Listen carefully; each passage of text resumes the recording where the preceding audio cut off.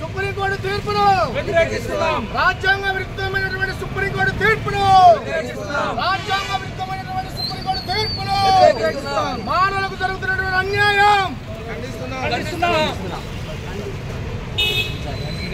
రక్షించుకుందాం రాజ్యాంగాన్ని, రక్షించుకుందాం రాజ్యాంగాన్ని, రక్షించుకుందాం ప్రజాస్వామ్యాన్ని, రక్షించుకుందాం ప్రజాస్వామ్యాన్ని.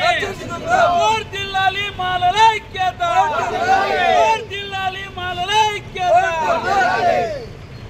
We want justice. We want justice. We want justice. We want justice. We want justice. We want justice. We want justice. Supreme ఐక్యత, ఐక్యత, ఐక్యత, ఐక్యత. Down the bloody administration. Down the bloody administration. Down the bloody administration. వెనక్కి తీసుకోవాలి supreme court తీర్పు వెంటనే.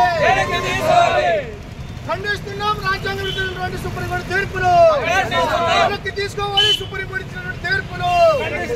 మానవ ఐక్యత, మానవ జాతి ఐక్యత, విరమించుకోవాలి సుప్రీంకోర్టు ఇచ్చినటువంటి తీర్పును. ఖండిస్తున్నాం రాజ్యాంగ విరుద్ధమైనటువంటి తీర్పును. పరిరక్షించుకుంటున్నాం కాన్స్టిట్యూషన్, పరిరక్షించుకుంటాం. సుప్రీంకోర్టు ఇచ్చే తీర్పును, సుప్రీంకోర్టు ఇచ్చే తీర్పును, సుప్రీంకోర్టు ఇచ్చే తీర్పును రాజ్యాంగబద్ధం కాదు, కాదు, రాజ్యాంగబద్ధం కాదు, కాదు, కాదు. వర్గీకరణ వద్దు, వర్గీకరణ వద్దు, వర్గీకరణ వద్దు, వర్గీకరణ వద్దు, వర్గీకరణ వద్దు. రాజ్యాంగబద్ధమైనది కాదు, కాదు, రాజ్యాంగబద్ధమైనది కాదు, కాదు. సుప్రీంకోర్టు ఇచ్చే తీర్పును, సుప్రీంకోర్టు ఇచ్చే తీర్పును, సుప్రీంకోర్టు ఇచ్చే తీర్పును, సుప్రీంకోర్టు ఇచ్చే తీర్పును, సుప్రీంకోర్టు ఇచ్చే తీర్పును.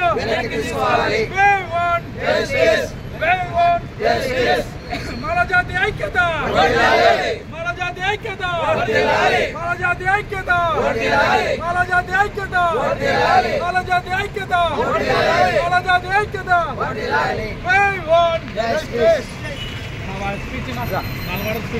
తీసుకుంటే ఎన్నికలు ట్రాఫిక్ చేస్తున్నారు. వర్ధిల్లాలి అంబేద్కర్ ఆలోచన విధానం, వర్ధిల్లాలి అంబేద్కర్ ఆలోచన విధానం, వర్ధిల్లాలి అంబేద్కర్ ఆలోచన విధానం. వీళ్ళకి తీసుకోవాలి రాజ్యాంగ విరుద్ధమైనటువంటి తీర్పును వెంటనే, వెనక్కి తీసుకోవాలి రాజ్యాంగ విరుద్ధమైనటువంటి తీర్పును వెంటనే. పరిరక్షించుకుందాం అంబేద్కర్ రాసినటువంటి రాజ్యాంగాన్ని, అమలు పరచాలి అంబేద్కర్ రాసినటువంటి రాజ్యాంగం, అమలు పరచాలి.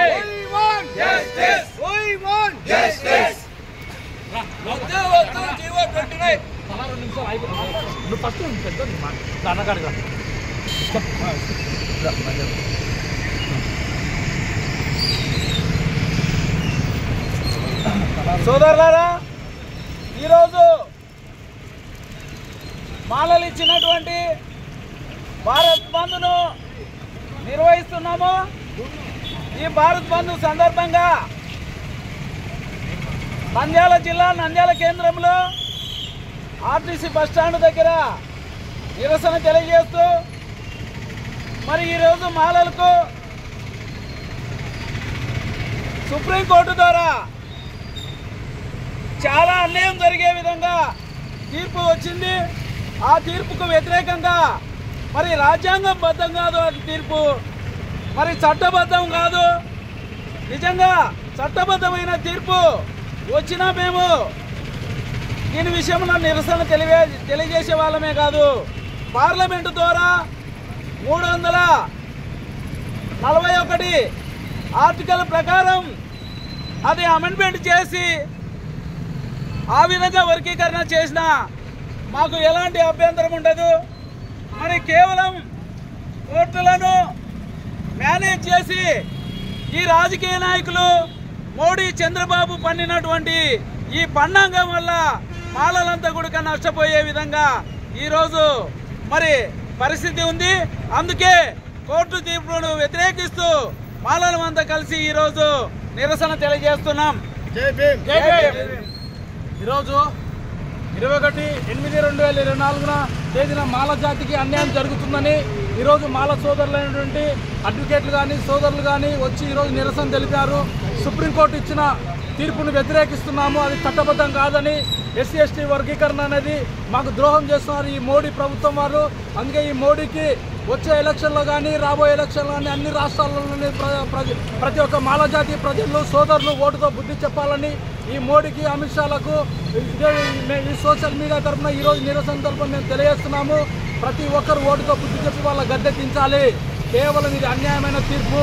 వాళ్ళ రాజ్య పార్లమెంట్లో వాళ్ళు చేసిన కుట్రలు కుతంత్రాల వల్ల సుప్రీంకోర్టును కూడా మేనేజ్ చేస్తూ ఈ అధికారం చట్టబద్ధం కాకుండా వాళ్ళకు అనుకూలంగా ఇచ్చుకున్నారు. కాబట్టి ప్రతి ఒక్కరూ రాబోయే ఎలక్షన్లో మోడీ ప్రభుత్వానికి బీజేపీకి బుద్ధి చెప్పాలని కోరుతున్నాను.